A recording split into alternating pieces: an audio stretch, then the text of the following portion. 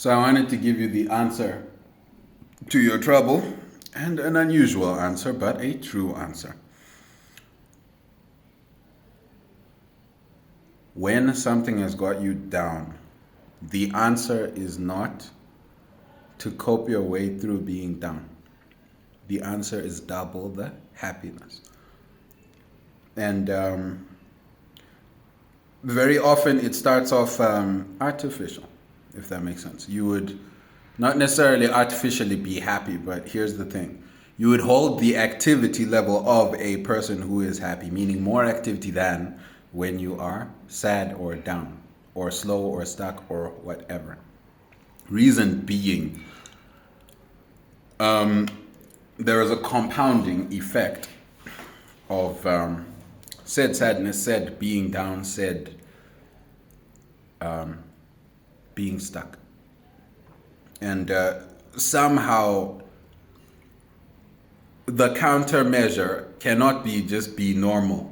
Yeah, the countermeasure needs to go above, because there are unseen effects as well, right? There are unseen effects, unseen compounding, unseen things that stack on top of each other because you have gotten down, whatever it is that makes you go down.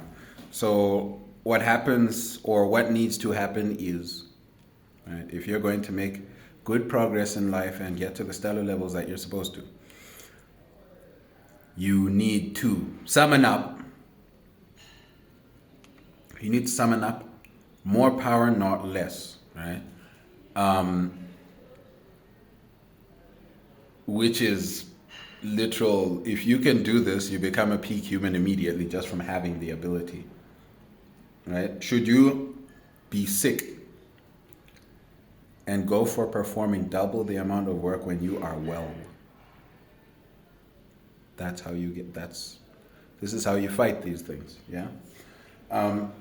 When you're getting overwhelmed, you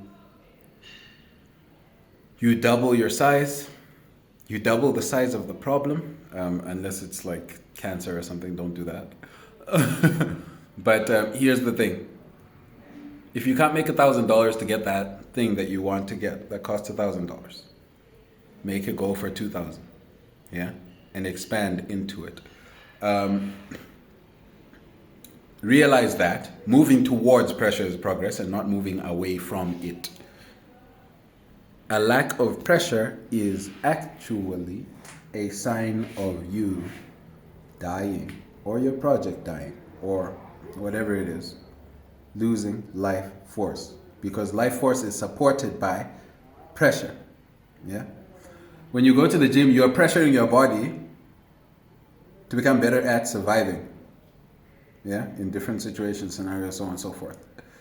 And more pressure equals a better body. The same thing goes for your mind, right? More pressure equals a better mind. Same thing goes for everything in life, yeah? Realize that you're moving towards pressure. And realize that you're trying to increase it. You're trying to take more responsibility, not less. You're trying to carry more weight, not less. And what will happen is you will find that you will leave more legacy and not less. But you need to get these deep spiritual concepts in order to respond well. It's almost impossible what I've just said to you. Imagine being sad, being down, and mocking yourself up to performing like a happy man. You know? Mocking yourself up to performing better than a happy man. That's almost impossible. But the moment you break that barrier, and the number of times you break that barrier, it's when you break the barrier between being a legend and being a normal person, being beyond possibility, and being within the box that is possibility. And we need beyond. You know, part of the reason you can watch this video is because there's some destiny-breaking entity that created the phone, the smartphone. Destiny-breaking entity that created the internet. But it's breaking destiny. It's a little bit impossible.